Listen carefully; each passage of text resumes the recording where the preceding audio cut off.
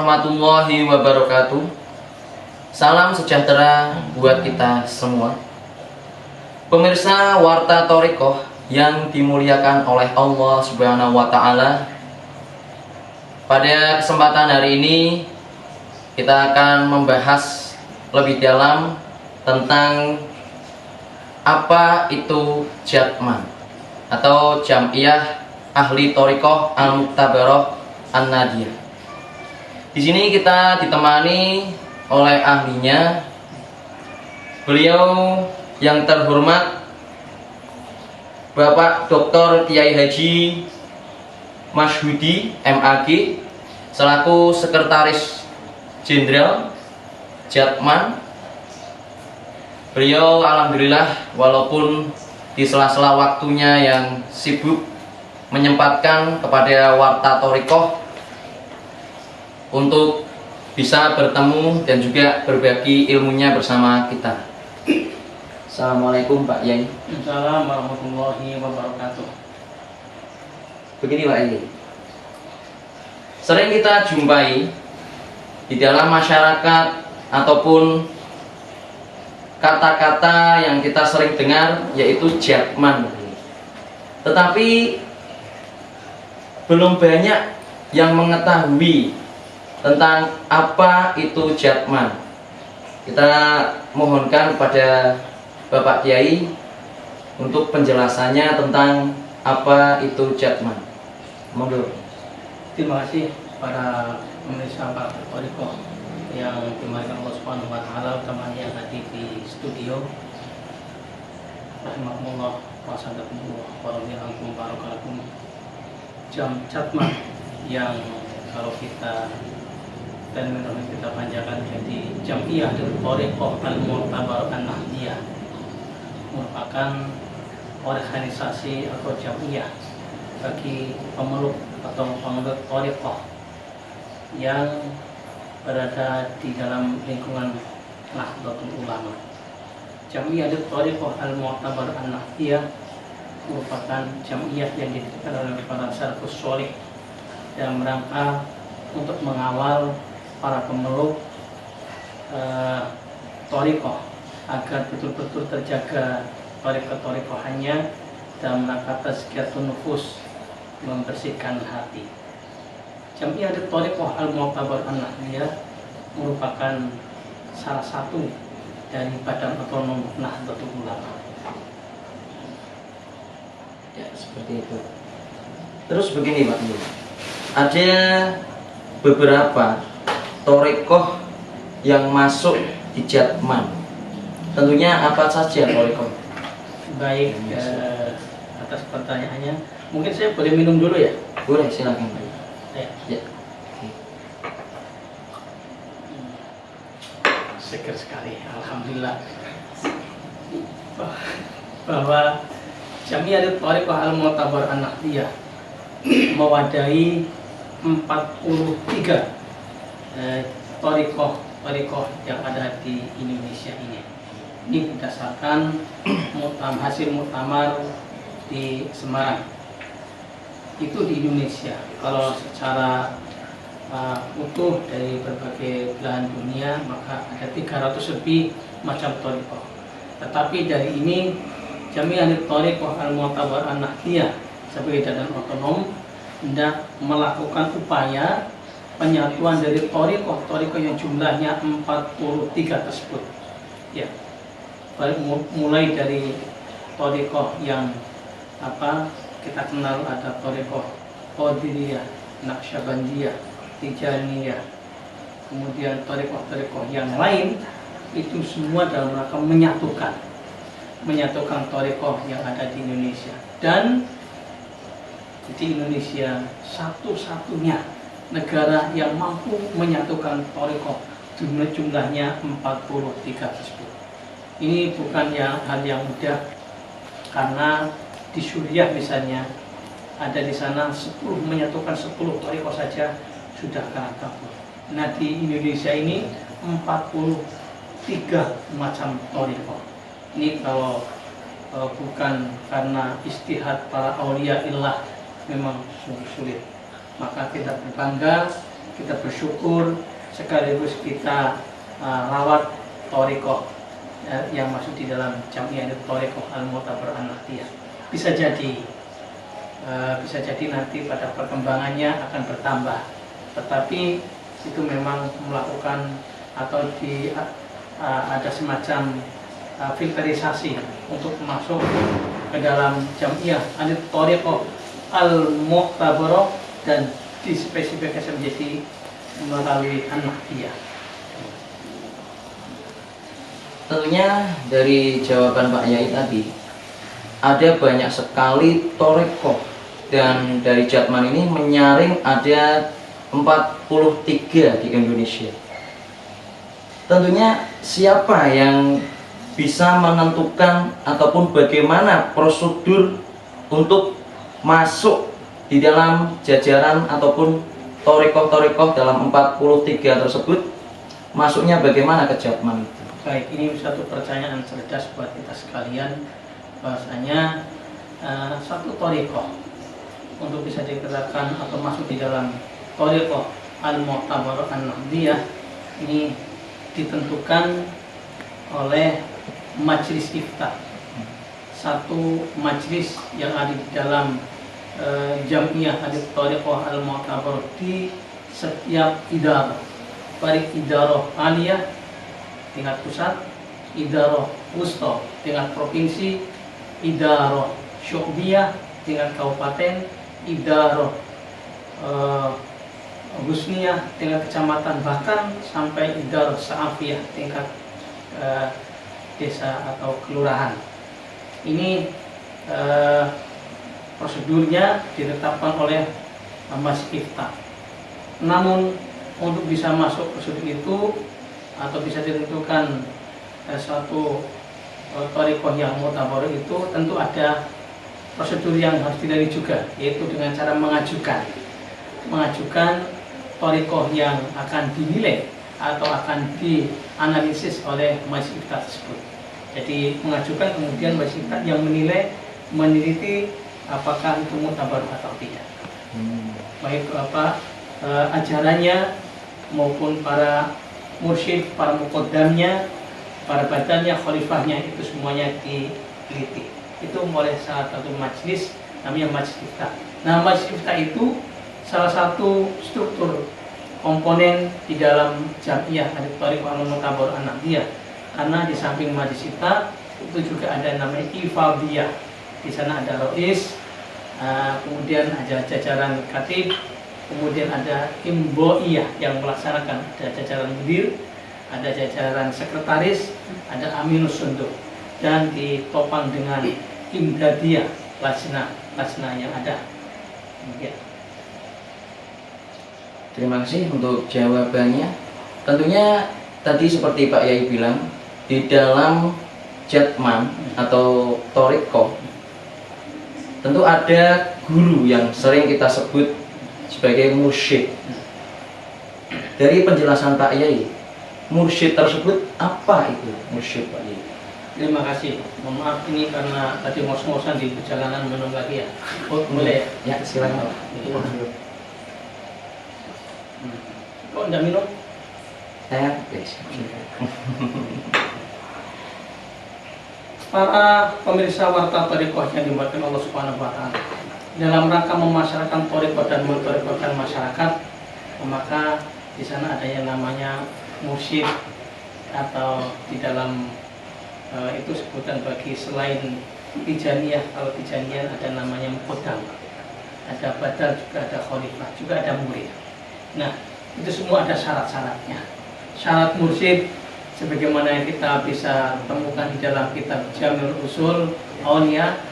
Pertama, bahwa mursyid hendaknya harus memiliki tabiat yang baik. Jadi syarat mursyid memiliki tabiat yang baik, artinya yang sesuai dengan prosedur syariat. Yang baik itu baik menurut syariat, baik menurut agama. Kita tahu bahwasanya al-insan madanyun biqobi, manusia itu berkembang sesuai dengan tabiatnya. Nah, tabiat mursyid itu harus tabiat yang baik. Yang kedua, mursyid hendaknya memiliki keilmuan yang sempurna dan baik. keilmuan yang sebut adalah keilmuan yang mumpuni, keilmuan keagama, ya, ulumus syar'iyah utamanya, ulumus sufiyah juga, kemudian ilmu-ilmu yang lain.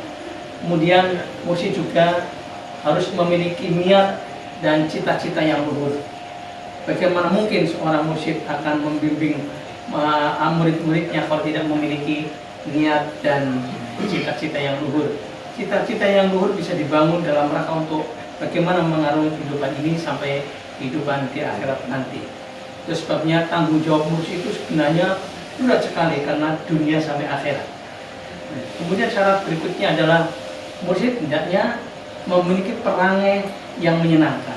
Seorang mursyid itu betapapun dalam kondisi yang sangat mudorot, yang sangat-sangat terpojok, yang sangat-sangat marah, hendaknya memberikan, mencerminkan satu cerminan yang menyenangkan pada muridnya.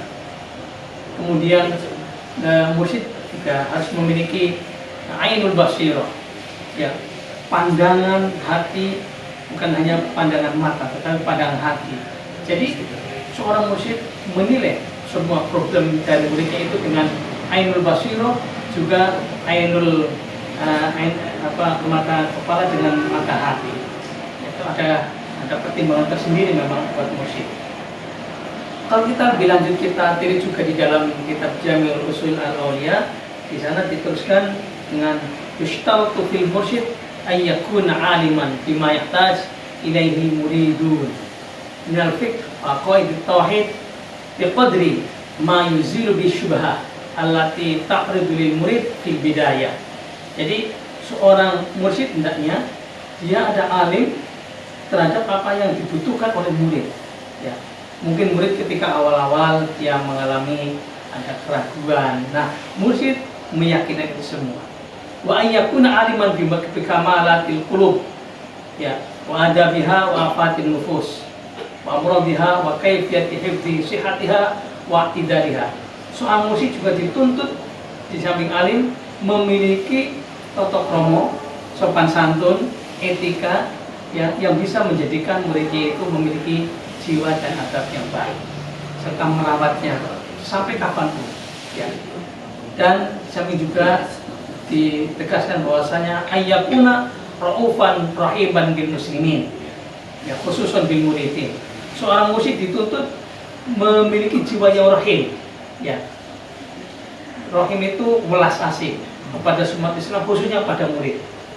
Betapapun ketika murid itu membutuhkan atau ada problem, sampai kepada ketika murid itu menghadapi sakaratul maut, ini seorang mursyid bisa mendampinginya dengan bagaimana menuntun dengan kalimat la ilaha illallah. Jadi memang tanggung jawab mursyid betul-betul berat tapi mulia, karena di samping itu juga sebagai juru nasihat, ayyakun nasihon lahum, ya, memberikan nasihat pada para muridnya. Humul ladin yang dzul ummah wa ainir rahmah. Mursyid itu mereka yang memandang semua problem umat, semua problem muridnya, muhibbinnya dengan ba'inir rahmah yang menyenangkan. Ini semua bisa dilihat di dalam kitab Jami'ul Usul Awliya, Sohifah 162. Terima kasih. Tentunya dengan jawaban-jawaban tadi kita lebih mengetahui tentang apa itu jatman, apa itu mursyid. Dan di sini tentunya kita ada pertanyaan baru, Pak Yai, tentang jatman dan juga mursyid. Legalitas mursyid di dalam jatman itu seperti apa? Baik, seorang mursyid bukan hanya pengakuan bilisan, tetapi harus dibuktikan dengan bukti fisik. Seorang mursyid ketika dia melakukan pengakuannya sebagai mursyid, maka harus dibuktikan dengan tertulis dari mursyid sebelumnya atau muqaddam sebelumnya, atau dia sebagai khalifah atau badal sebelumnya, ya. Ini harus tertulis. Kalau tidak tertulis, maka paling tidak ada yang menyaksikan, ya. Ada orang yang masih dia adalah mursyid atau diamalati sebagai mursyid, itu sudah mursyid, ditulis sebagai muqaddam oleh para pendahulunya. Gitu. Tentunya setelah memiliki persyaratan-persyaratan tadi, karena seorang mursyid menunjuk mursyid sebagai generasi penerusnya itu tidak sembarangan, menggunakan ainul basir juga ainul mata kepala dan mata hati. Saya kira itu. Ya, terima kasih. Tentunya pertanyaan yang terakhir. Di sini kami semua ingin mengetahui bagaimana kontribusi Jatman terhadap bangsa dan negara ini. Seperti apa?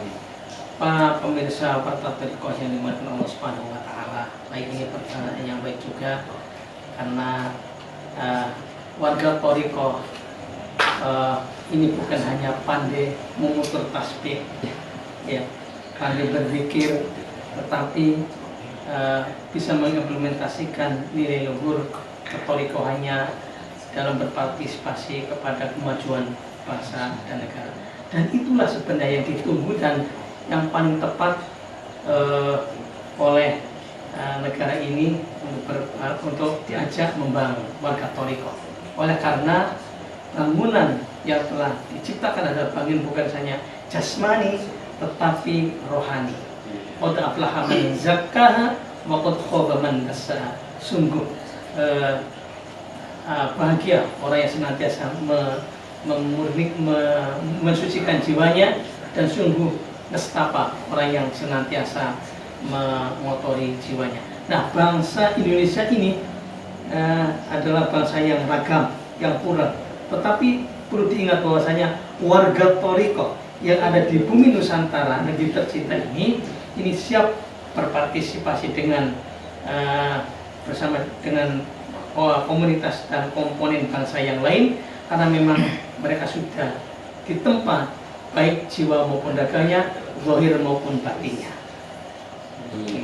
Oke, terima kasih. Tentunya pemirsa Warta Thariqoh, dengan beberapa pertanyaan tadi, tentunya kita lebih mengetahui tentang apa itu Jatman, terus juga apa itu mursyid, dan yang lain-lainnya. Semoga dengan jawaban-jawaban tadi kita mendapatkan ilmu-ilmu baru.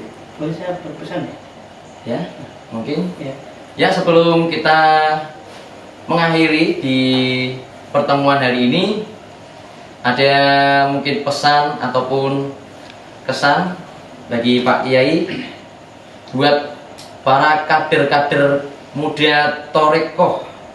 Adakah pesan ataupun yang lainnya biar lebih semangat lagi untuk berthariqoh, kader-kader muda di thariqoh ataupun Jatman? Terima kasih MC yang murah senyum. Saya ingin memberikan pesan kepada penganut thariqoh yang tergabung di dalam Jamiah Thariqoh Al-Mu'tabaraniyah, beserta saya kegiatannya. Di sana ada muslim tertolak, ada mahasiswa Thariqoh Al-Mu'tabaraniyah. Para pemirsa warga thariqoh, warta thariqoh yang dimuliakan Allah Subhanahu wa taala. Pertama, saya ingin berpesan, mari kita memasyarakatkan thariqoh dan thariqohkan masyarakat. Karena dengan thariqoh, insya Allah kita akan menjadi insan yang mulia, insan yang selamat dunia wa ukhra. Yang pertama.